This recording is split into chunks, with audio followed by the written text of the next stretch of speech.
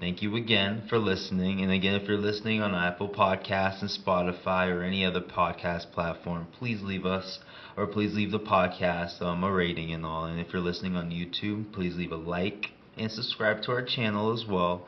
And if you're following us on Instagram, or if you have an Instagram, you'd like to follow us, please follow my social media too as well. At Like Eagle LLC and all, and I'll definitely leave the descriptions and the usernames on the description at the for the podcast and all too as well. But we are finally at the halfway point of the NFL season. I think it's time for me to present my mid-season progress reports for the NFL teams in the 2024 NFL season and all. I did avoid some F ratings in my first quarterly progress reports, but since we're halfway through, I think it's fine to measure a few teams with an F grade and all. Still possibilities maybe of their future and all too as well. I doubt it if I'm giving them an F rating, but still though, if I'm giving I think it's a fair assessment though to give some F grades to some teams going into the second half of the season and all. We are recording this on November 7th, a couple days after the trade deadline and all, so there are a couple teams that I'm excited for. I'm going into the second half of the season and all. So we'll start off and bring up my notes. Give me a second. Bring up my notes and all. I'll do the same thing like I did in the previous quarterly reports and all, where I broke down every division with every team and all. But I will at the end give away some of my mid-season award predictions or just thoughts of the first half at least and all, giving awards to, or at least my award predictions at least and all going forward, at least and all for my MVP and offensive rookie of the year and things of that nature and all. But let's get things started with the AFC East and all. I'll start from bottom up and all too as well. And I guess surprisingly, after their big win against the Texans and all on Thursday night, this past week 9 Thursday night game and all, I'm still giving the New York Jets an F grading and all too as well based on their expectations.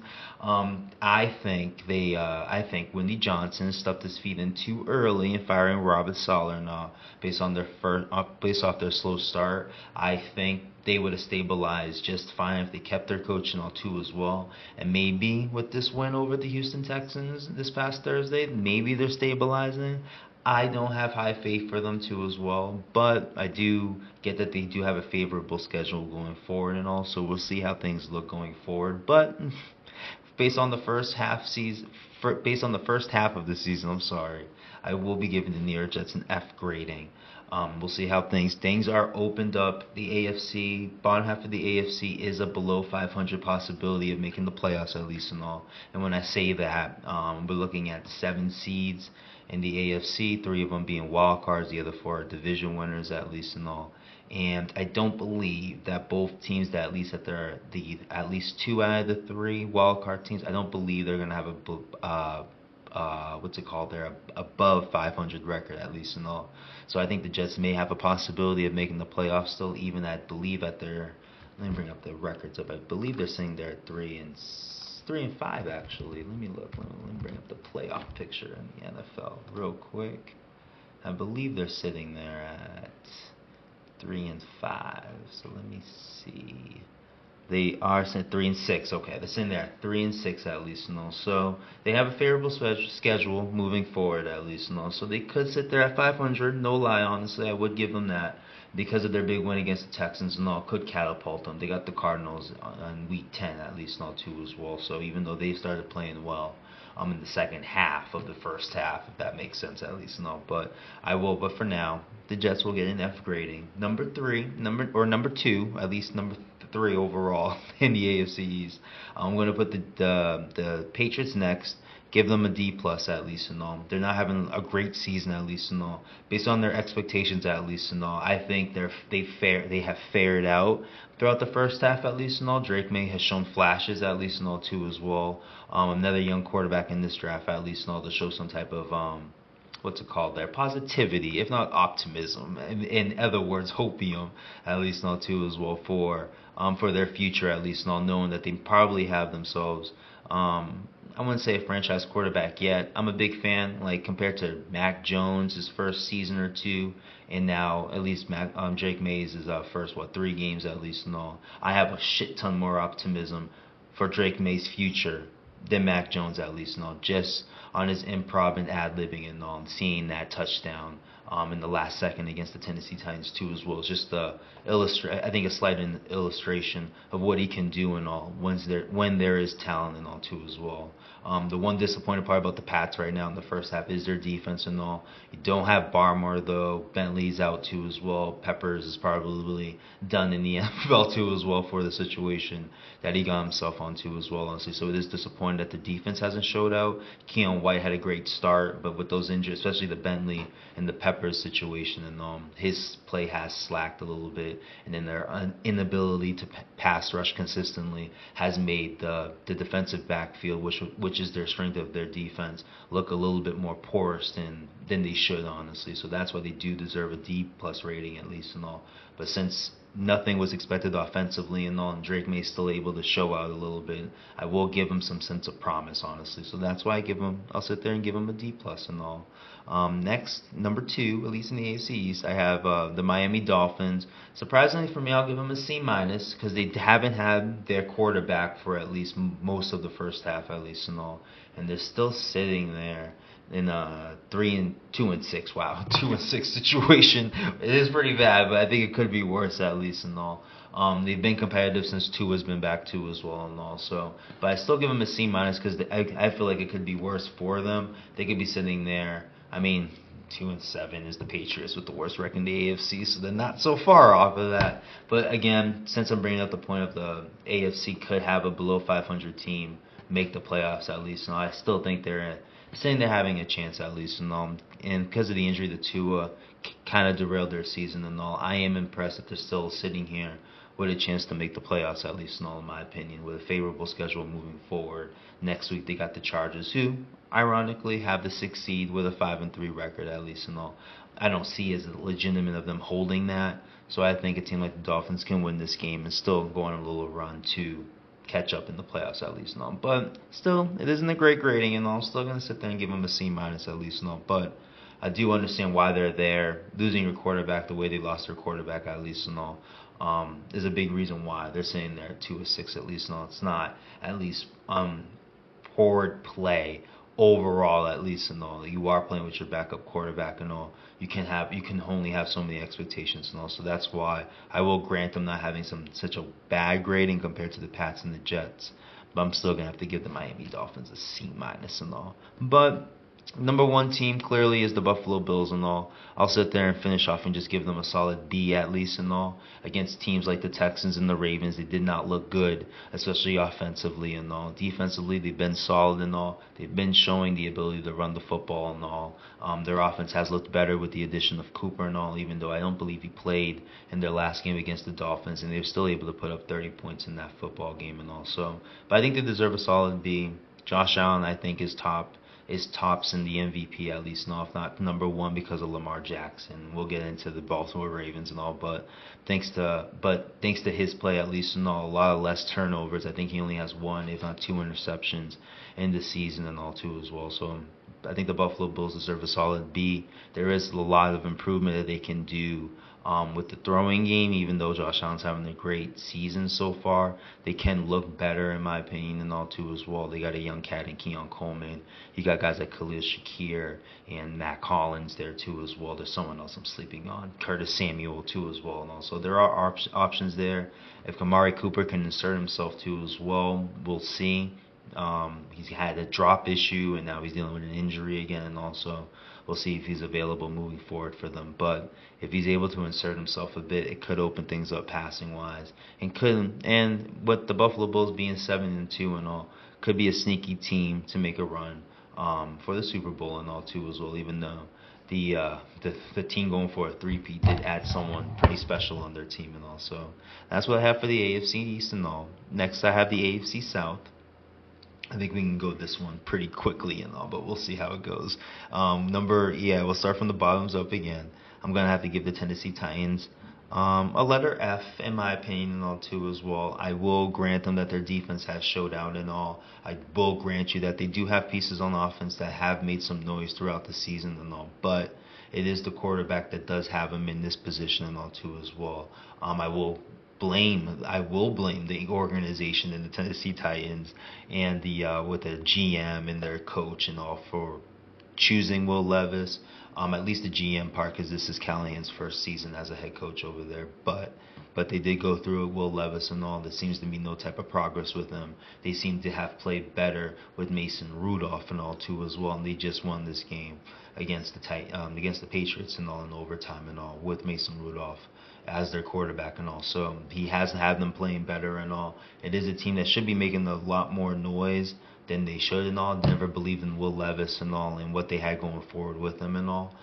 So that's why I'm not surprised that they are sitting here with an F rating and all. But they do have a solid defense and all. They do have solid players on their offense and all too as well. They just have to figure out the quarterback situation also for their fans and for their grace at least. And I do hope it does continue and all, because there are great options at the quarterback position in the draft at least and all. And we're seeing with guys like, at least with Sam Darnold, not as of late, Geno Smith, not as of late either, and Justin Fields getting benched at least and all. You can find a reach quarterback and maybe find some success and all. This franchise had Ryan Tannehill as a quarterback in their past and all, and was able to beat the Baltimore Ravens in a divisional round game and go to the AFC Championship game and face the Kansas City Chiefs and all. So it is possible and all too as well. But for now, gonna run along with a joke with the Tennessee Titans and give them an F so far into the season and all. With the Jacksonville Jaguars, I think I did have presumably a D plus and all, and they looked so bad towards the end of that game, especially Trevor Lawrence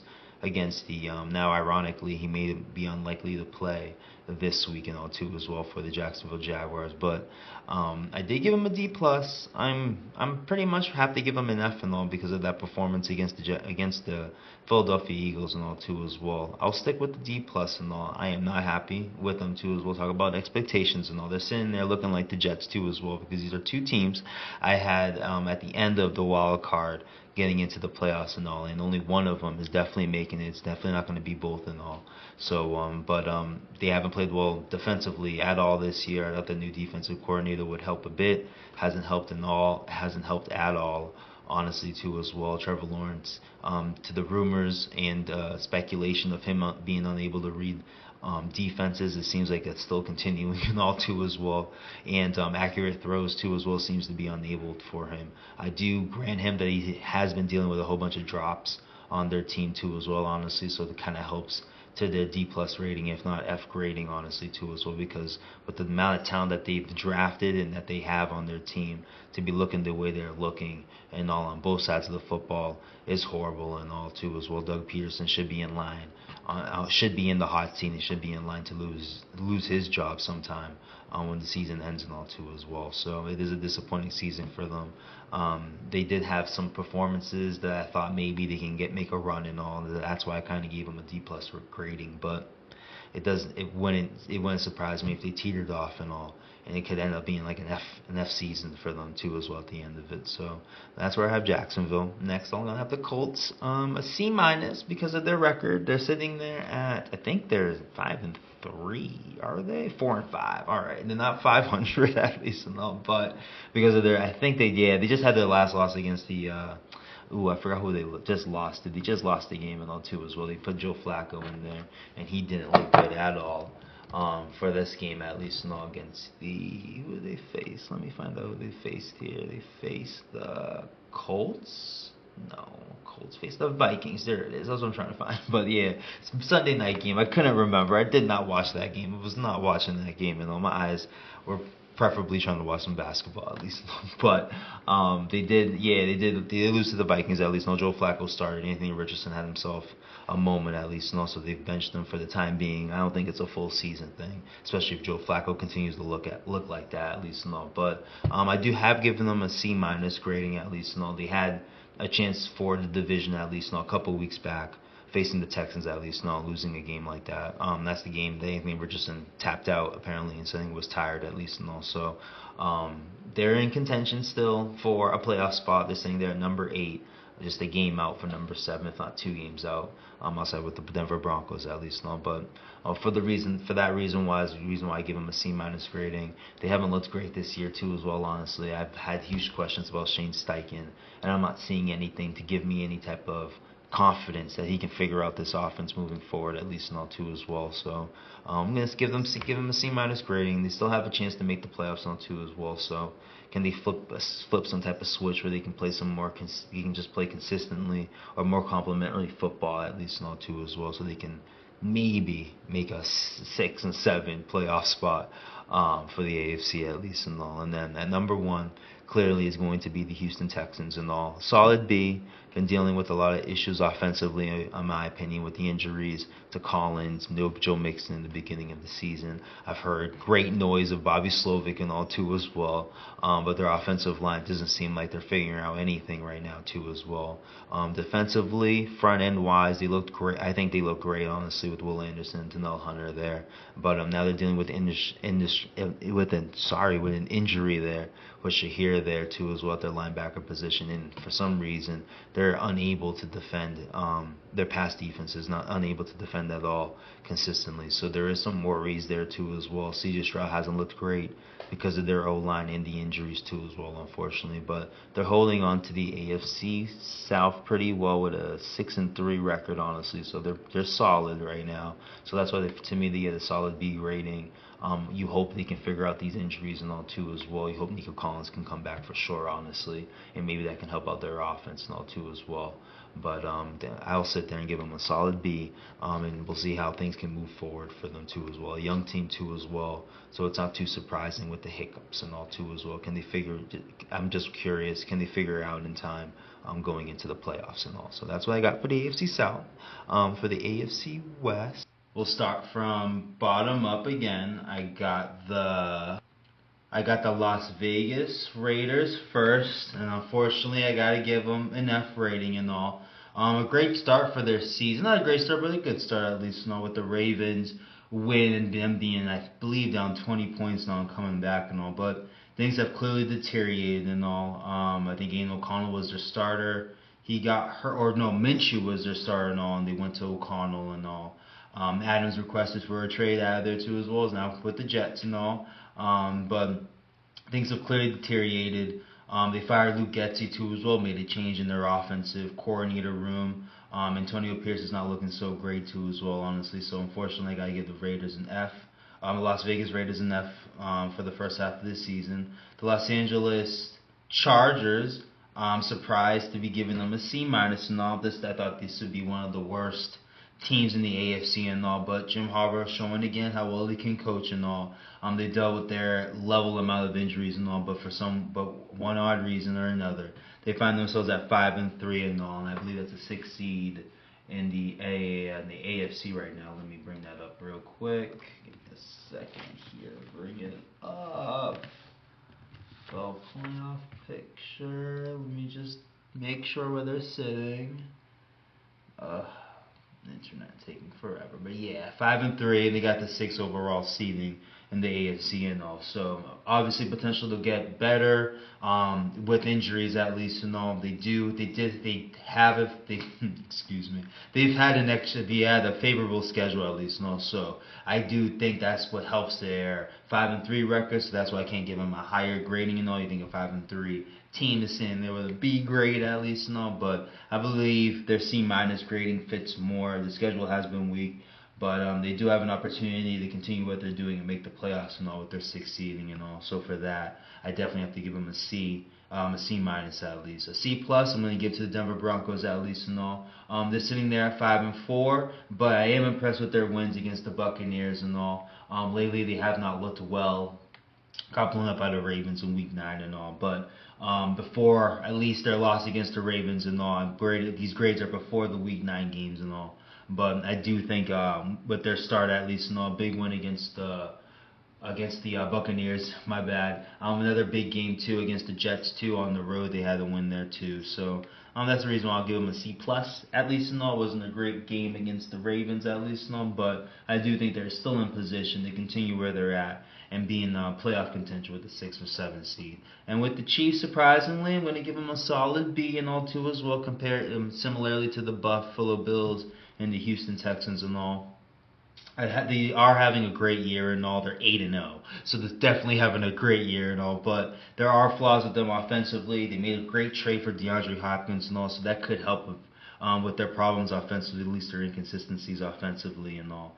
Made a pickup for defense for Josh Uche, former Patriot and all too as well. But their defense has been their stronghold. They obviously strengthened it by bringing in Josh Uche too as well, honestly. But I gotta give them a solid B grading at least and all. All their games have been close. I think the only game they kind of really dominated was just the Chargers game and all. So that's the only reason why I'm giving them a solid B rating. I feel like they haven't played. What's the word I can say? They haven't played superbly for me to give them a B plus or higher. So that's why I give them a solid B and all. And that will be my AFC West. For the AFC North grades, again, we'll start from bottom up. We got the Cleveland Browns. You could argue to give them an F rating. It's the injuries, especially at the O-line, when you give them a break there, honestly. Deshaun Watson did not play great and all. It's ironic that Jameis Winston comes in, they score close to 30 points and all. Their only time and all, they revert back to what they were in their next game and all. But they have not had a great year and all. Injuries is probably the main reason why their O-line is not as good as it was last year. So that's the reason why I won't give them an F grading. But I do think they do deserve a D grading, I should say. The Cincinnati Bengals are next. They got a D plus grading and all. Terrible start to their season. Have been in close games against the Ravens and against the Chiefs and all. Their defense has not looked great and all. Burrow, if they just had a 500 record and all this in there at 4-5, would have great MVP consideration, honestly, too as well. I think I heard he's on pace for 38 touchdowns too as well, 9 interceptions I think, and all with his 20 touchdowns right now and his 3 interceptions I believe is what he has. So unfortunately the defense has not shown up at all, so that's the reason why they're sitting there with a D plus rating. They do have a great chance to make the playoffs and all with their experience, at least on through the past couple of years. You can definitely see them stringing out some wins and finishing the season strong, at least on having a chance to get the 6 or 7 seed in the AFC and all. But for now, first 8 weeks of the season, I think a D plus grading fits for them. The Pittsburgh Steelers, or no, let's go with the Baltimore Ravens, because the Pittsburgh Steelers are going to have a higher grading and all, but the Baltimore Ravens are going to give them a B minus and all. Tough losses, not tough losses, but bad losses, I should say, against the Cleveland Browns and the Las Vegas Raiders throughout the season for the first half of the season and all. But when they show out big time, honestly. Derrick Henry has been a big pickup for them too as well. They just made a deadline trade pickup for Tre'Davious White, not the same Tre'Davious White that played with the Buffalo and was an All-Pro, if not a Pro Bowl player, but was currently playing with the Rams and all. They do need help there. I would argue they kind of need more help pass rushing wise, but maybe they can figure out internally and all. This is the Baltimore Ravens. They have a great history of doing their thing defensively and all. So maybe they figure out pass rushing wise, but their defense has not looked great. They've given up points they've given up points to basically everybody in the league, and also again the Las Vegas Raiders game up 20. They gave up a lead there, bringing up the Cleveland Browns earlier too as well, a team that struggled to score 20 points against the Baltimore Ravens. They scored close to 30, I think 29 points in that game too as well. So it's the Baltimore Ravens defense you're concerned about. I do give them grace of their past history that maybe they figure out in the second half, if not into the playoffs at least and all. But that is their concern at least and all, especially the way they're playing offensively and adding another weapon, Deontay Johnson, honestly. It is a hope that they can figure out something defensively and all, because you can argue this is the best Lamar Jackson has looked in his career, NFL career. And this is a guy who has 2 MVPs and all, and last year was another MVP season for him. So right now, that's why I'll have Baltimore with a B minus grading, because Pittsburgh deserves a B plus rating. They're sitting there at 6-2, leaders in the AFC North, number three seeding in the AFC playoffs right now too as well. Russell Wilson has come in. The adage of when you have 2 quarterbacks, usually you have no quarterback. You have no quarterbacks. What's his name there? Mike Tomlin is debunking that by sitting there at 6-2 with 2 different starters and all. Russell Wilson has come in. I would argue that Justin Fields is probably averaging hovering around 20 points a game with the team, maybe a little less than that. But Russell Wilson has clearly, let's say, expanded this offense where they can score 30 points now, in the high 20s too as well, on a consistent basis and all. The game against the Giants was a little bit more closer than we would have thought, Let me look at let me see if I can find the game up real quick. Yeah, let me look at that real quick. That'll be week 9. I think they faced the Giants and all. Of course, things were slow. Oh, they had a bye week the week before, so it was definitely in week 8 they faced the Giants, and they scored 26 points in that game. A slow start, I believe it was, but yeah, they finished off scoring 26 points and all. So Russell Wilson has been able to add something to that offense, honestly, just with his experience too as well, and his ability for the deep ball and all too as well. And now they've added Mike Williams, former Jet. Wide receiver is now coming to Pittsburgh and all. They picked up an extra D lineman and Preston Smith from the Green Bay Packers and all. So it's hard. Yeah, I think the Pittsburgh Steelers I believe have the best grading in the AFC. Yeah, I think they have a higher grading than Kansas City, because the only reason why, because of the potential offensively. This is before the trade deadline. All these grades are from basically up to week 8 at least and all. And Kansas City didn't make the trade for Hopkins, honestly, and that could be a huge change to their offense and all. And again, Isaiah Pacheco was out for Kansas City too as well. So that's why I have a B grade for them, and that's why Pittsburgh has a higher grade at least, because Najee Harris has been healthy all year. Pickens has been there all year, honestly. Wilson was just hurt to start the year too as well. That's when they put Justin Fields in there. He was able to hold, I believe, a 4-2 record and all, until Wilson's come in and had a 2-0 record, beating the Jets and beating the Giants, scoring over 25 points in each game. I think against the Jets he scored 30-plus points in that game and all. So that reason why I do understand KC has dealt with injuries too as well, so that's why I'm going to hold them there as a B. But Pittsburgh's shown a whole lot more, honestly. You can argue they haven't been fully healthy yet too as well, honestly. So that's why I think in the AFC in the first half of the season, even though they have a lesser record than Kansas City, I do think, and a lesser record than both the Buffalo Bills, honestly. Pittsburgh has been solid all year. And to bring it back to the Buffalo Bills, unfortunately, before the Amari Cooper pickup, they got blown out cleanly against the Baltimore Ravens and the Houston Texans, I believe, in back-to-back weeks too as well, honestly. So it's those reasons why, Houston with their O-line and defensive or pass defense issues too as well. Even though Buffalo, Houston, and KC all have 6-3 and above records, their flaws are a lot more louder than Pittsburgh, at least, where you can look at their defense being ultimately pretty damn good. TJ Watt, MVP candidate as a D end, honestly, clearly, in my opinion, Defensive Player of the Year and all. And I'll get into that with my awards and all. And then with their offense, at least, Russell Wilson, the way Russell Wilson has looked the past 2 weeks, you can argue that they could be undefeated if he was healthy and all too as well, with their losses being, I'm not sure where their losses were. Let me look it up. Let me look at the Pittsburgh Steelers schedule real quick. Let me see where their losses were.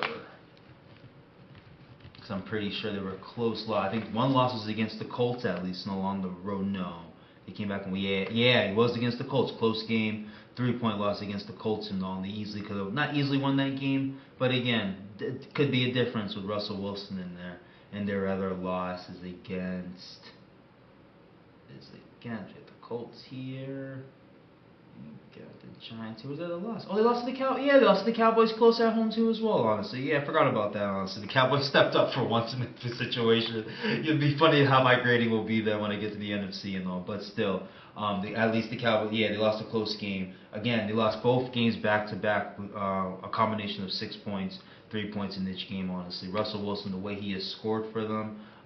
Again, 32 points against the Raiders, but that was Justin Fields and all. And we can argue the Raiders aren't that good right now. But against the Jets, who are desperately trying to win some games, he scored 37 points on them. The Giants, who have been stubborn, at least and all, defensively, at least and all, they scored 26 points on them with a slow start too as well. So again, that's why I think I have Pittsburgh graded higher than any other AFC team and all. Buffalo, Houston, and Kansas City have their flaws, at least and all. And you can argue injury with all 3 teams. Honestly, is the reason why it's probably holding them back to be a B+. Pittsburgh, outside of Wilson, have been fairly healthy everywhere around their team, at least and all. So at the end, that's why I have Pittsburgh with a B+ rating and all. Now for the NFC and all. We'll start with the East and all, bottom up, because we have 2 Fs going forward and all. We did mention the Giants and all. I did give them credit of being stubbornly defensively and all, but that has not helped them at all offensively and all. They're sitting there at 2-6 and all. Dan Jones has not looked great with the money that he's being paid. Looks like he's not going to go anywhere either and all. They have been tough in certain games and all. Maybe against the Giants, against the Browns, against the Commanders in both games and all. Even though they're both losses, they were both in those football games too as well. Honestly, the Eagles not a chance. The Cowboys game, the Cowboys was a game at least. No, it's the Vikings game, first game of the season. They did not look well and all, but it's hard for me to give them any type of serious grading than an F and all. So that's where I have the Giants. Cowboys, same thing. Honestly, just made a trade for Jonathan Mingo and all. Looks like they've given up on the season so far too. Dak Prescott unfortunately is going to be out with a hamstring injury, I believe, for a few weeks too as well. Honestly, it's just that they didn't make any improvements in free agency and all. When you see Philly get Saquon, Washington draft a top-end quarterback at least and all. Even the Giants, going after Brian Burns or something like that, they were definitely not in the mode to get anyone at all. So that's why I think that's why they're having this type of season and all for the Dallas Cowboys at least and all, and that's why I'm giving them their F grading and all. To the next team, I hate to have to give them a B and all, but they've been solid after their slow start. I do grant their schedule over the past few weeks to sit there and have their B grading and all, but it's hard to say if the Eagles don't deserve a B rating. The defense from the first half, for like the first half of the first half, didn't look all that great, but again, against okay competition, has looked better and all. Saquon Barkley, to me, is the MVP of their offense too as well. He's been a big addition to them too as well, honestly, but they've played solid. We'll see how they look against tougher competition moving forward. I know they got the Commanders coming up. They're going to have, I think, the Ravens coming up too as well. Maybe the Steelers, I believe, too as well. So the schedule does get a little interesting on the second half. So we'll see how they look. But it's hard for me, as much as I'm not the biggest Philly type of fan, sports fan at least and all. It's hard for me to argue that they don't deserve at least a B grading after the first half of the season and all. And then obviously tops in the NFC East with their 7-2 record, which I am startled to say, even though I picked them to win the NFC East and all. The Washington Commanders have had a great start to their season and all. Subsequent competition at least and all, so it's hard for me to give them an A based on expectations, with other like Las Vegas odds and things like that, and you would think that this team deserves an A at least and all, but there is some subsequent competition that that you can put a gray area in the middle at least and all, so that's the reason why I'm going to sit there and give them a B plus instead of some type of A or A minus type of grade and all. What else? Yeah, I'm sorry, looking at the time and all. But what's it called there? They did make a great move for Marshawn Lattimore. Not the same Marshawn Lattimore there is in the past, no, but they did give up a fair amount of compensation, so we'll see if that's a big move at least and all. I do like it from a team that doesn't have much in the defensive backfield and all. It is a plus to add a Pro Bowl caliber player at least and all, Marshawn Lattimore. How much does he make a difference in the middle of the season? We will see, but it does help a team that has shown progress defensively when it was clearly their weak spot coming into the season. It is a plus to see them hold teams down to a degree, again against subsequent competition at least and all. But once again, to add a guy like Marshawn Lattimore does prove in a team that had 9 draft picks going into next year's draft and all. I do respect the move at least and all. And I don't know if it solidifies them of making a deep playoff run, but I do think it does solidify them of winning this division, especially if they can win the 2 games that they have against Philadelphia going forward and already having, if not a game edge, a half of a game edge at least and all. So those are my grades for the NFC East. We're going to the NFC South now. I had 1 F grade, but we're definitely reversing that and all because of how Week 9 worked out in the firing of their head coach and all. But let's start with Carolina. Clearly deserve an F grading and all. Without Andy Dalton, this team will probably have no wins into this season and all too as well, with a big win over the Raiders. I believe they had a huge win over the Raiders. Let me look for their other win too as well. Their schedule.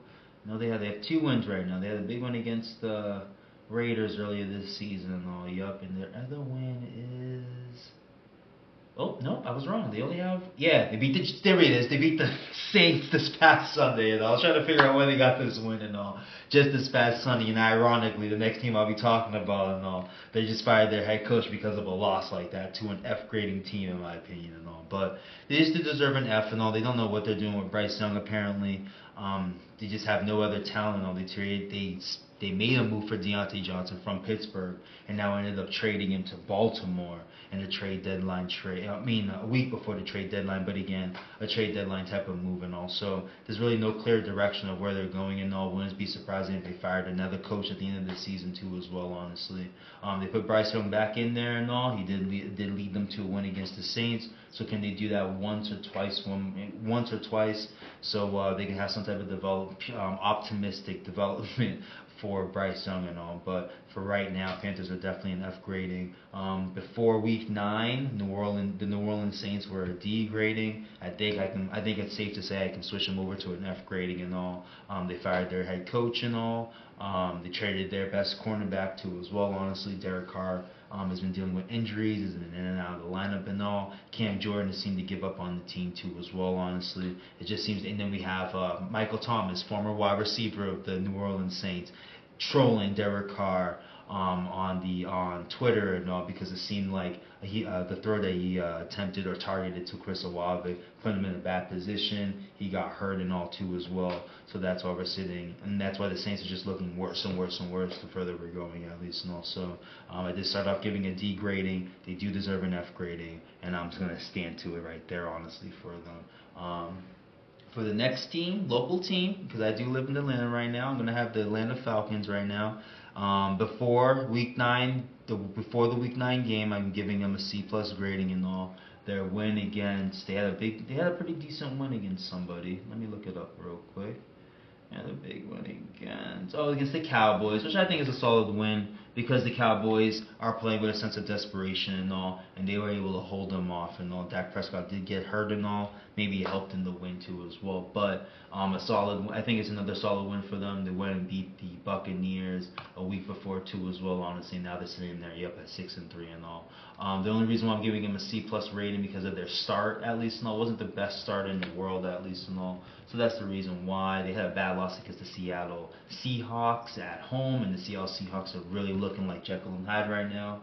Don't know which team they are right now, and through the first 8 weeks of the season, it is concerning to be that inconsistent. But for the Falcons, at least and all, it's just a loss like that. They had a winnable, even though the Chiefs are undefeated, there was a winnable game at home and all, and then they looked bad to start the season too as well. So I feel like lately they figured it out. If it wasn't for that Seahawk loss, I'd probably give them a solid. I'd probably give them a B minus grading, but because of that, that's the reason why I'm going to give them a C plus and all. Tampa Bay does definitely deserve a B minus rating. It does seem like they're tilting downwards, honestly, too, as well. The Tampa Bay Buccaneers.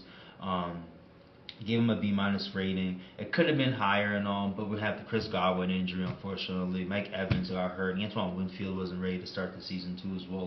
Not ready to start the season, but got hurt in the first half of the season and all too as well. They seem to find something running wise. They seem to find something in Baker Mayfield too as well, honestly. But the injuries seem to be hurting them at this point. I think they've lost the last 2 games against tough opponents, against the Ravens and the Chiefs. No. Ravens the week before.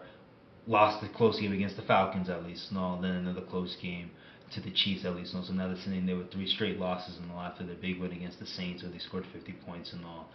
It's just attrition is what I'm worried about with the Bucs. The Bucs are a really good team, honestly. They've played well throughout the whole year. The only team to beat the Lions this year, honestly, are the Tampa Bay Buccaneers and all, and they gave them a tough game in the playoffs last year too as well. So it's attrition that's hurting them and all. Mike Evans, I believe there is a chance of him coming back this year. Chris Godwin had a terrible ankle injury, so there's no chance of him coming back. I did say the running game does show some flashes in all their defense.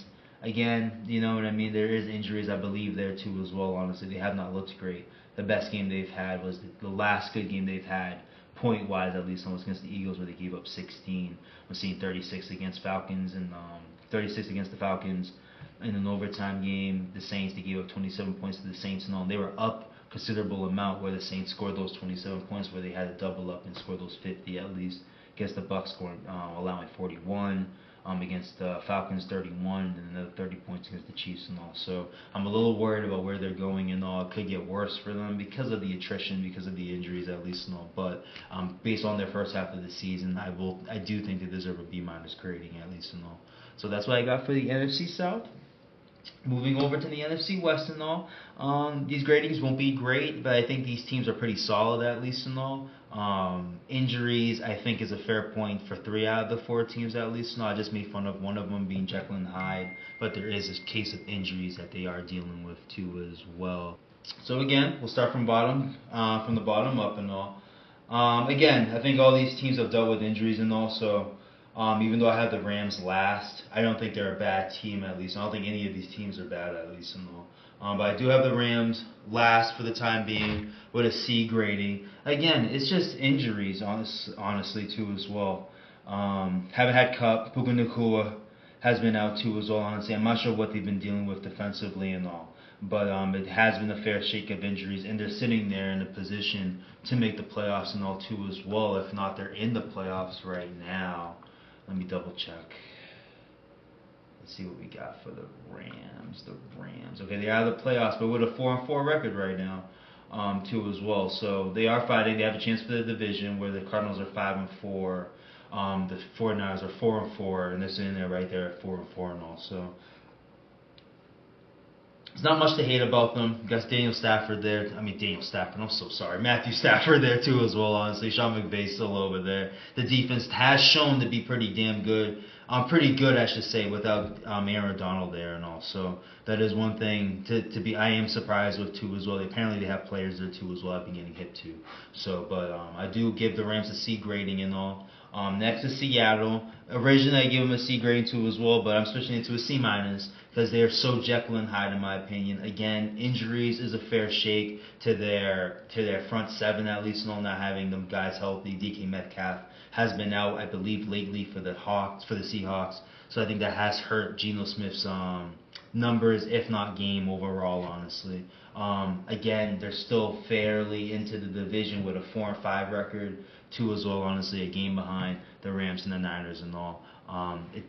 Interesting second half. I think all these teams in the NFC West are going to have interesting second halves, honestly, because whoever gets hot is probably going to win the division and all.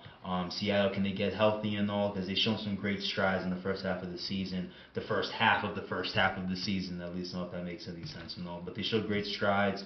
Maybe injuries are the reason why they're slowing down. Hopefully they're able to correct that and are able to move forward, at least and all. The next team, Arizona Cardinals, where I originally had C as a grading. I think I'm going to give them a C plus right now because they've gone out and won 2 straight games in a row, honestly. Got the Jets next and all, so it should be an interesting game there for them. But with a slow start at least and all, have come on strong over the last 2 games. Had a great comeback win against the Niners in the mid half of the first half, but kind of slowed down again in my opinion. Let me look at the games that they lost in all after that situation, because they had a great comeback win against the Niners at Santa Clara in week 5 of the season. They'll win 24-23. Got stopped out by the Packers, at least not at Lambeau, but were able to win a close game against the Cardinals, able to win a close game again against the Dolphins, and were able to smack the Bears at home at least. And also now the Cardinals are on a 3-game winning streak, sitting there at 5-4 and all. For that, that's why I'm changing my grade to a C plus, and all, especially after the Week 9 performance against the Bears, who have probably taken their gas off the foot and all, and that will be the next division I'll be talking about at least and all. But still, gotta like where the Cardinals are sitting right now. I do question if they can keep this up, because out of all the teams in the NFC West, they've been the healthiest at least and all. So maybe that's the reason why they're 5-4. So I'm going to wait and see. Again, any team that can get hot in the second half can. Have the Cardinals peaked and all? These are fair questions, I feel like, for the Cardinals, and that's why I'll stay with a C grading for them. Or C grading, and I'll bump them to a C plus at least and all for being tops in the division right now. And for a team that I had a C plus at least and all the whole time, even though through their struggles and all, because mostly it's about injury and all. But I got the San Francisco's with a C plus and all. Last game was against the Cowboys at least and all. And the score says that they won convincingly. This is 2 weeks ago. They were on a bye week last week. But the score is 30-24. I think they beat them convincingly, at least. I don't think it was much of a football game. I'll give the Cowboys credit for making it close to a football game at the end, at least. But it seems like the Niners have figured it out, at least. A tough loss against the Chiefs, at least and all, at home, but they're the Chiefs, at least and all. Grant them there. But they've had some dominant wins. They've had some dominant wins against the Seahawks and against the Patriots, at least and all. That Cardinal game I mentioned, they lost in between there. Lost against the Vikings, lost against the Rams, at least and all, and beat the Jets to start the season well. But injuries are the real reason why they've been struggling and all. No Christian McCaffrey, the top fantasy player in the NFL right now. In my opinion, at least, no, they haven't had one game with him too as well. And they're sitting there with 4-4 record, a game behind the Cardinals and all. And again, I feel like the Cardinals are only in this position because they've been the healthiest team out of these 4 teams in the NFC West and all. So that's why I'll have the San Francisco 49ers at C+ right now. I think there's a great chance for them getting hot, especially if C-Mac, who from the notification I just got on my phone, is primed to be ready to play Week 10 against the, I'm not sure who they're facing. Let me double check who they're facing this week. Is it the Cardinals? Let me double check. Nope, they got the Bucks this week. Oh yeah, they got the Bucks this week, and also big game for them too as well. The Bucks are going to be putting it all on the line too as well, coming off of 3 straight losses, I believe, and all. So, but that's why I have the San Francisco 49ers at C+ right now. I do find it impressive that they're sitting there at 4-4 with arguably the best player offensively in football, at least, and all. So those are my grades for the NFC West. We're finally ending it off with the NFC North for my grades, at least, and all. And again, we'll start from bottom up and all. I can't help it but iterate that. But at number 4, originally had them as a C grading with the Chicago Bears. Terrible loss against the Commanders in Week 8, losing a game with Hail Mary. You got, I believe, the cornerback there, Tyreek Stevenson, who was gesturing to the crowd and all in the middle of the play, if not the first part of the play, at least and all. And you can argue made the big mistake of tipping the ball, jumping early and tipping the ball where it ended up going backwards, and Noah Brown was able to make the catch and all. I say it's probably his fault and all. You never should have been in the position to tip the ball, because it looks like he should have been the person guarding Noah Brown, who ended up catching the ball and then ended up making a great play for a great Hail Mary for the Commanders to win late in that game against the Bears, at least. No, but then the Bears got blown out by the Cardinals by, like I mentioned, 29-9. At least not 2 as well. Now, unfortunately, the same there, the 4-4 record. They do have the Patriots this week. Maybe they're able to get their bearings back and get a win under them. But it's a tough schedule after that. Packers, Vikings, Lions, Niners, Vikings, Lions. Then the Seahawks. That's not a great schedule for the Bears, honestly. So it's going to be hard for me to see them above 500 when you're facing that type of row coming up again. And then after that row, you get the Seahawks and then the Packers at the end of the season and all. I'm not going to like their chances and all. Even though you can argue they should have been playing better before this part, at least and all, and it's going to hurt their season, at least and all, because a game against the Commanders game, they should have won that game. Against the Colts, you can argue they probably should have won that game and all too as well.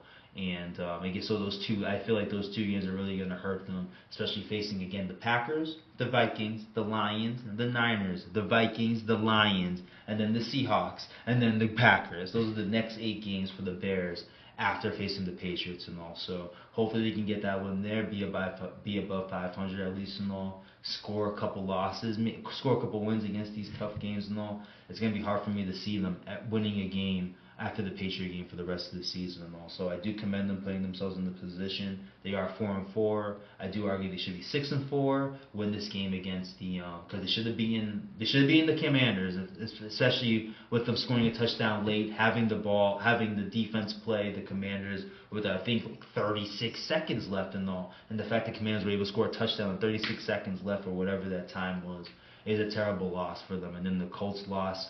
The Colts are playing decent football, at least, so I won't say they should have won that game. But again, a close game. If you win that game, you're 6-4, facing a hapless team in my New England Patriots. Could have been 7-4 at least, Then you're just looking to win 2 games in that tough 8-game stretch. Be there at 9-8, and hopefully, if not 3 wins, be there at 10-7 at least, and have a chance to make the playoffs and all. With you being 4-4, have to win that game against the Patriots. It's not a given and all too as well. The Patriots sat there and beat the Jets at least and all, beat the Bengals unexpectedly.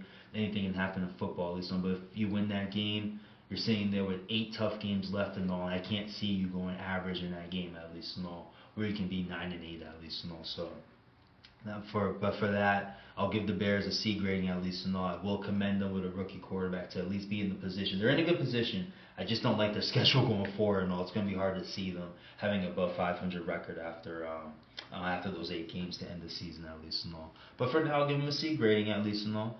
Minnesota, B grading. More about their start. They have not looked good so far. They beat the Colts at least and all, and we all know they're not the best team in the world right now too. They're not world beaters, I should say, right now. But they did win that game 21-13. They had a tough loss against the Rams, I believe, and Thursday night and all, lost by 10 points. Lost a close game to the Lions at least and all. I argue the Detroit Lions were dominating that game. Fumbled by Montgomery, especially on the second half of the game. Fumbled by Montgomery and all, put the Vikings back. Gave the Vikings a chance all of a sudden in that game and all. I am worried about them. They barely won a game against the Jets. Barely won a game against the Packers and all, where they were up 24-0, and the Packers came back and they only won 31-29 at least and all. Because of that impressive win against against the Texans at least and all. That's why the Vikings are going to sit there with a solid B grading. Great win against the Niners to start the season, and a dominant performance to begin the season against the Giants at least and all. They did lose their left tackle there, and let me get the name and all. I'm sleeping on the name right now. Vikings, sure, because they ended up making a move. Yeah, Darisaw. Christian Darisaw got hurt and all, had season-ending injury on his knee. So they made a decent trade for left tackle in let me see in Jacksonville, and I believe Cameron Robertson. Is it Cameron Robertson? Let me just double check. No, I may have gone the right. It could be Cameron Robinson. Let me just double check. Robinson. Yep, they picked up Cameron Robinson from the Jacksonville Jaguars and all. So they clearly are still trying to win and all, even with their injury. Not injury, but losing their highly drafted quarterback. There's the word, in JJ McCarthy and all. Even with that injury and all, and their great start and all, with this trade for Cameron Johnson, it seems like they're still trying to go for the playoffs and all. And I see why not when you're sitting there at 6-2 and on the 5th seed overall in the NFC at least and all. So. It is interesting how they'll play going forward. Can Sam Darnold really continue how he's been playing? In the first 5 weeks, you can argue that Sam Darnold was MVP of the NFL so far. And all he has subsided to that type of play at least. And all Brian Flores' defense has not played the same than they did in the first half of the season. And also, it is curious how they're going to look in the back half. I do commend them for their start at least and all. I had Kevin O'Connell as the Coach of the Year candidate too as well because of that great start. So for that, I'll continue. I'll give him a solid B grading and all, and have him moving forward and all.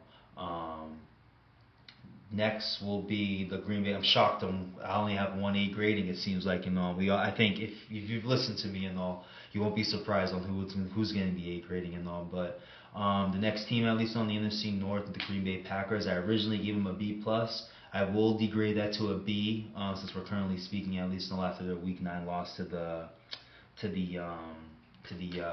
Detroit Lions there at home in a rainy game at least. You think advantage Packers, but the Lions, an indoor team, was able to come in and win that game and all. I am worried about Jordan Love at least and all. He hasn't looked great since Week 1 against the Eagles. Honestly, I feel like either his knee or his groin was bugging him in that Week 1 game and all. I feel like he has not played well and all. Had another weird interception against the Lions and all, which was returned for a pick six and all too as well. Honestly, so. I like everything else about the Packers and all. They're playing solid defense where it's okay, where they could give up a Preston Smith and all. Been able to run the football effectively and all. Even though they don't have a number one receiver, all the receivers to Reed, to Watts, and to Dobbs has shown out throughout the season and all. It's just consistency from Jordan Love, honestly. He is a gunslinger, but we're going to need consistency out of him. It may be the Packers' fault for their game plan because every time they have Malik Willis out there, their backup and all, they have played a whole lot more conservative with the running game at least and all, and it's helped them be dominant in those 2 wins that Willis started at least and all. So can Love step up his game consistently at least and all, not make so many mistakes, if not dumb mistakes at least and all, to really help the Packers be in position because everything else seems to be there for them. They really need Jordan Love to be healthy first and to play better too as well, honestly. So I originally gave the Packers a B plus grading going into the Lions game because of the Lions game and all. That's the reason why I'll give them a B grading for the first half at least and all. But if Jordan Love can get it together and all, just get healthy first, I think it really is for him just to get healthy and all. I feel like health is the reason why it's hurting his game on the field at least and all. But if they're able to figure it out, this could be a solid team. Right after this team and all that gets to looks like the only A grading in the first half of the NFL, honestly, of the NFL season and all. And I think it's hard to question why the Detroit Lions don't deserve an A rating. If it wasn't for the loss against the Buccaneers, at least, no, I'd definitely give them an A plus rating and all. But it's their loss against the Bucs is the reason why I'm giving them an A, just an A at least, no. But they have been thoroughly dominant in the games that they have been in. Outside the Vikings game, I think. Outside the Vikings game, over the past 5 weeks, they've been thoroughly dominant. 42 points against the Lions, or 42 points against the Seahawks at home. The Lions scored 47 points on the road against the Cowboys, 52 points at home against the Titans. And I think even though they only scored 24 points in the 10-point win against the Packers, I think a dominant win too as well. And if you minus the fumble against the Vikings and all, it's a 31 to 21 to 22 type of football game, not a 31 to 29 type of game and all. If not a 29 to 21 game because they need the last second field goal to win that game against the Vikings and all. But they've been thoroughly dominant in my opinion. Even the injury to Hutch too as well, and against the Cowboys and all. My bad for that. The defense has been pretty damn good, honestly. In the Vikings game, you throw out a fumble, they've only given up 20 points or so against the Vikings. 14 points against a bad Titans team and all, but again, 14 points against a pretty damn good Packers team at home, where they beat the Houston Texans in a tough game, a 24 to 22 tough game at least and all too as well. The Lions were able to come in and be dominant in a weathered game and all, where you think the Packers had the advantage of being the outside team playing in Green Bay in the cold weather at least and all, even though it's 80 degrees everywhere from what I'm peeping at least in all the first half of November and all. But they've shown their dominance in each part. Jared Goff has thrown to Amon St. Brown 30 times now and has not had an incompletion since a game in September at least and all. Jared Goff has had I believe right now has a 70 completion percentage rate right now in the league. Let me double check. It is kind of ridiculous what he's doing stat wise. What is completion percentage right now? He's had games of 18 for 18 and all. Yeah, against the Seahawks he was 100% and all. But for the season he is 74% completion percentage right now too as well. His worst game was against the Rams or against the Buccaneers, the second game of the season, with 61. We're looking at his past 6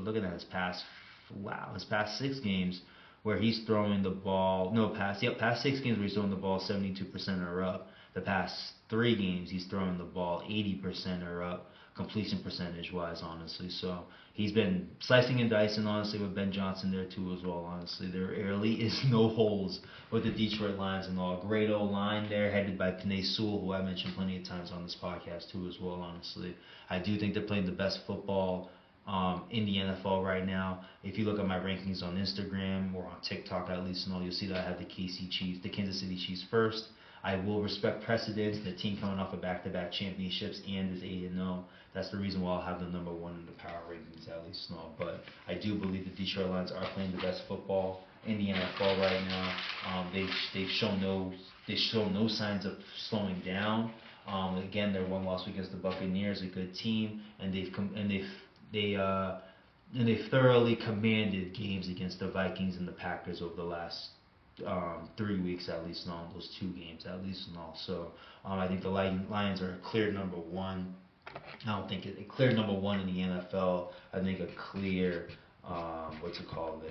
writing down something there. A clear only A grading in the NFL right now. I think they're the only team that has shown completeness and all too as well. Houston, if there are any teams that compete for a complete A grading, Buffalo, Houston, and Kansas City and Pittsburgh, obviously all those top 4 teams in their division at least and all.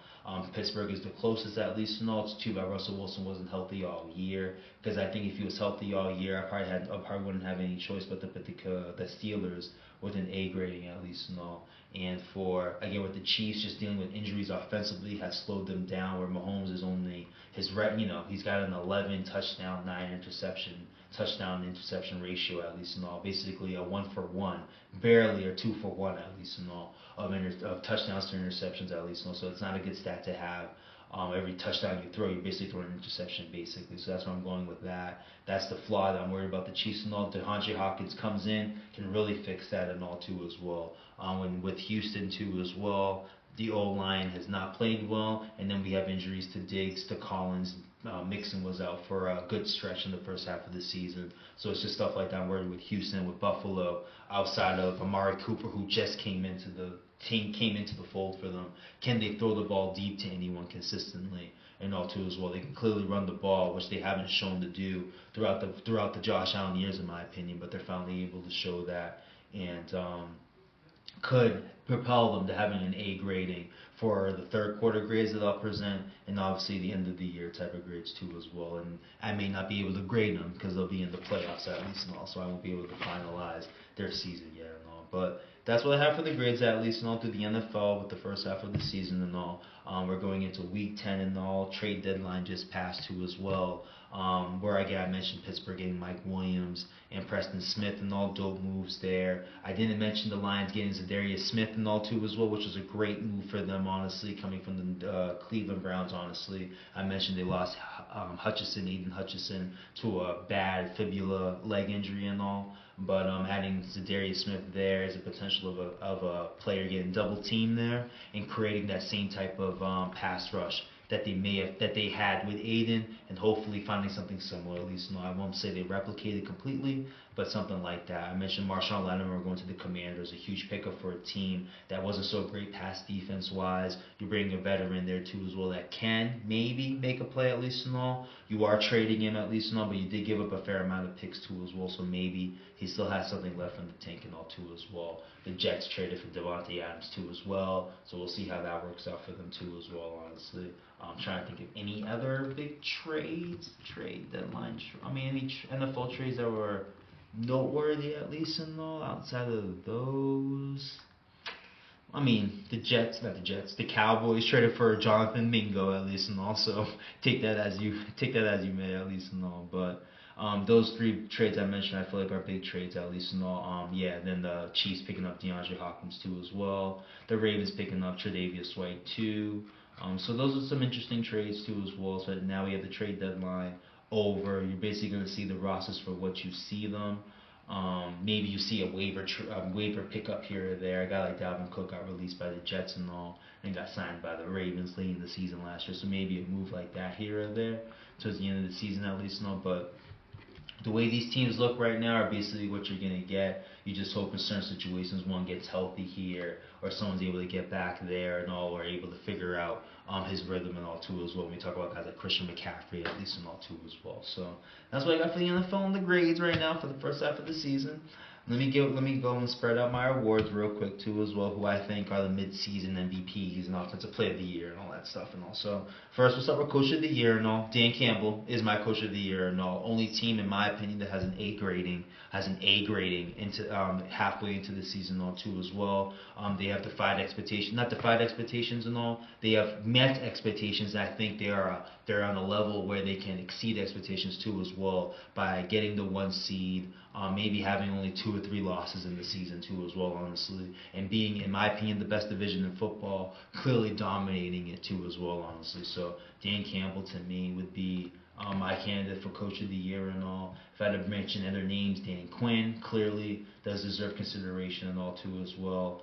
I'm looking at Mike Tomlin too as well. I did not expect anything from the Pittsburgh Steelers this year, and the fact that he has them there at 6-2, tops of the AFC North and all, he deserves some love too as well. If the Chargers and the Broncos are able to continue their run to make the playoffs, I'm gonna have to put Jim Harbaugh and Sean Payne in the conversation too as well, honestly.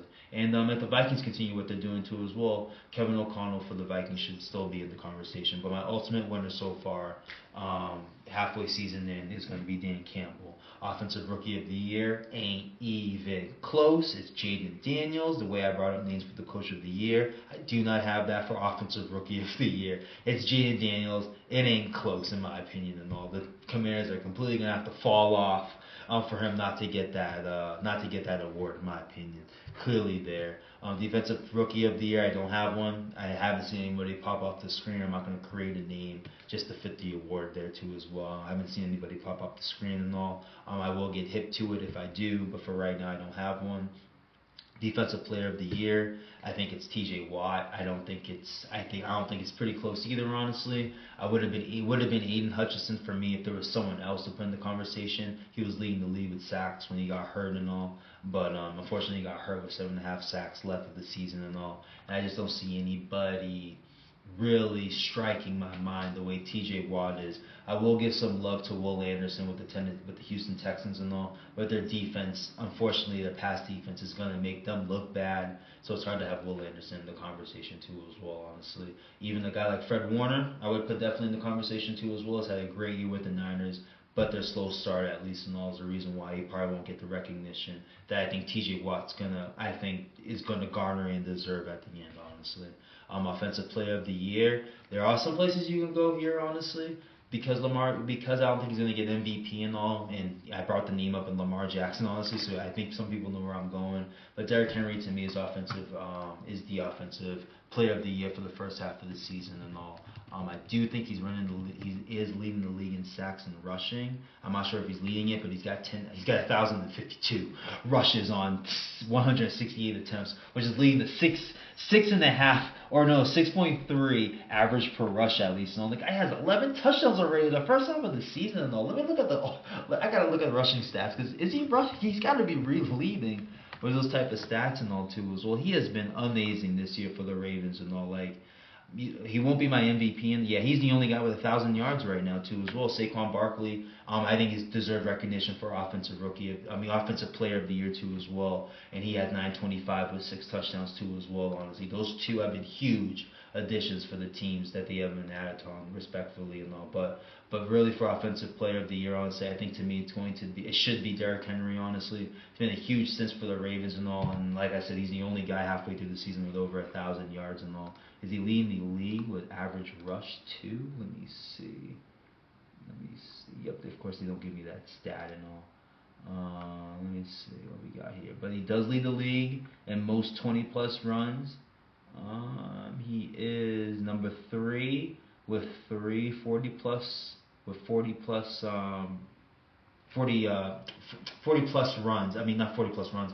The longest run for 40 plus yards at least and all. He's got 3 of them, which is third in the league too, as well behind J.K. Dobbins and Saquon Barkley and all. He does have the longest run in the league too as well at 87 and all, in front of Isaac Guerrero for the Chiefs, it looks like, and Jahmyr Gibbs, who is awesome. Another player I didn't mention for the Lions at least and all, who's number 3 and all. And let me look at his stats. Yeah, I mean, Jahmyr Gibbs could be in the conversation, but because of David Montgomery, he's going to lose a chance because he's got some explosive plays too as well. But I am looking at the running back position too as well for these. I don't have any wide receivers off the top of my head having a great year at least and all. Let me see what I got. Just looking at stats. Jefferson's at 783 with total yards. Chase is at 717. Garrett Wilson surprisingly is at 663. CeeDee Lamb surprisingly to me too as well is at 660. And we got Zay Flowers topping the top 5 with 650. What was I saying? 654 there. Who's got the most touchdowns at the wide receiver position? We're looking at Jamar Chase at 7 and all too as well. So the way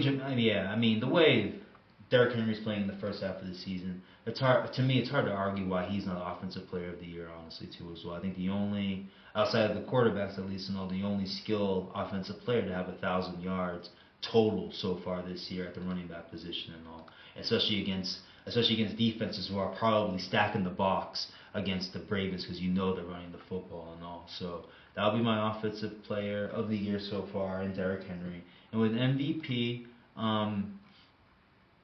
The only reason why I won't pick Lamar Jackson because he has the Offensive Player of the Year and all. I do think they cancel it out, even though Lamar Jackson's having a great year. I am not trying to discredit his year and all, but I do think the addition of Derrick Henry does help him a lot, honestly. So that's why those two, to me, are both MVP candidates and all, Lamar Jackson and Derrick Henry. So I think at the end their votes will split out. Josh Allen is my MVP and all. I think without him, the Buffalo Bills are nothing, at least and all. Again, with the Ravens, there's two players there. C.J. Stroud would be in the conversation if it weren't for the injuries, at least and all. Mahomes right now isn't because of the 11 touchdown, 9 interception ratio, at least and all. But I feel like towards the end of the season, he'll be in the conversation, especially if the Chiefs are sitting there undefeated and all. I do understand the Jared Goff talk. I don't put him in there. I think there's a lot going on there. Again, I didn't mention Jahmyr Gibbs, David Montgomery, the dope O-line led by Penei Sewell. Top end wide receiver, I mentioned Amon St. Brown, one of the top duos in the league are Goff and Brown too. Another speed receiver in another speed receiver, but a speed receiver in Jameson Williams. They picked up a pretty damn wide receiver who's dealt with injuries, is now looking healthy right now, and Tim Patrick at least and all. And one of the best young tight ends I think in football in Sam Laporta right now. And then one of the best OCs and offensive coordinators in football too, and Ben Johnson and all. It's all those mixtures. I think that's why Jared Goff is having a great year and all. I'm not discrediting it, but I do think there are a lot of benefiting factors that are helping him having a great year and all. I do understand the talk of putting him there, but I wouldn't because of that. Josh Allen doesn't have all that.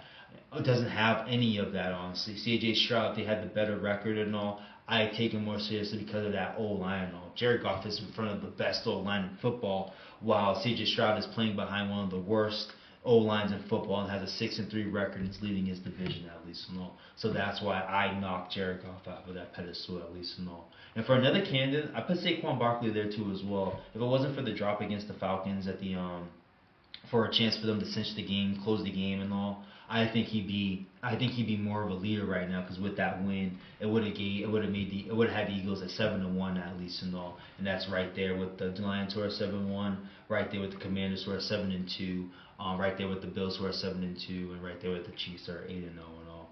But yeah, those will be my candidates for MVP. Ultimately, it's Josh Allen to me, at least and all, because I do think he's been playing great. Let's look at his stats. I think he's sitting there with one interception throughout the season and all too as well. Let's see, we have 2 interceptions. He had back-to-back games with an interception at least in all the first 7 games. He was fine at least and also, but he has played well. We're talking about a guy with 17 touchdowns and 2 interceptions, completed 64% of his passing, a 105 passer rating too as well, and has 2,000 yards passing and all. And I'm pretty sure if I look up his rushing yards, they're pretty up there too as well. Can I find them in time? No. Nope, there they are. There they are. But he has 1 touchdown rushing from what I'm seeing at least and all, and the total of 25-7 is 32, 33. 33 plus 18 is 51. 51 plus 54. We're looking at 105 complete total rushing yards, or at least from what I'm seeing the last 5 weeks at least. And probably has a little bit more touchdowns. Let's get the totals. Let's get the totals real quick for the audience. 211 total rush yards, and 3 touchdowns rushing too as well, with his 2,000 passing yards and 17 passing touchdowns at least, and 2 interceptions at least and all too as well. So for me, that's why I have Josh Allen as my, not a clear MVP because I think Lamar Jackson and Derrick Henry deserve some noise there. But and then Jared Goff, I get the noise. I wouldn't put him there. C.J. Stroud, if the Texans are able to get better throughout the season, if the Eagles are able to figure out topping the Commanders at least and all, Saquon Barkley would be another MVP candidate for me too as well. So again, that's what I got for the NFL midway grades at least and all too as well. I cannot wait to finally talk some NBA basketball.